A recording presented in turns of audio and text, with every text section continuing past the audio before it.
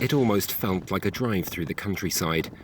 But as Nagorno-Karabakh's fields and hills gave way to mountains and villages, the scars of war became ever clearer.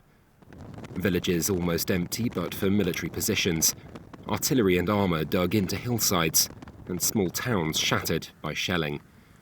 We weren't allowed to film much for security reasons, but the breakaway republic's military authorised France 24 to speak to a group of soldiers in the Martuni region, all of whom had come from civilian life before the war. 3 weeks ago, life was peaceful. Everyone was busy with their own jobs. I, as usual, woke up in the morning to go to work. At 8:20 a.m. we heard the drone attacks, and everybody knew we had to gather and get to our positions. 26 years after the end of the 90s war, a new generation knew the situation with Azerbaijan would still have to be resolved, and it's called on Armenian patriotism. All Armenians in the world should put all their efforts into this war. Whoever can carry a gun should come to Artsakh. And this war, however quickly, should end with our victory. Because the way things are should not continue.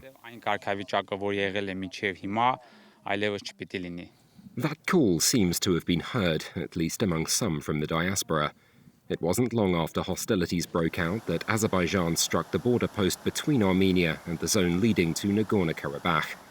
It forced those guarding the area to pull back deeper inside Armenian territory, including several French Armenians who'd left Paris to volunteer. We left hoping to help with the war, if not in active military service, then in some other way, not necessarily by going to the front and carrying a weapon, because all Armenian people, the whole country, are involved. Armenia's regular standing forces number around 50,000 with 2 years mandatory military service. Yet even without military experience, there's always something for volunteers to do. What makes me worth more than these soldiers in Armenia? They're as Armenian as I am, and are called on to defend their land. I felt so powerless that I said to myself I had to come here. This is the kind of connection that Armenia's diaspora feels for its historical homeland.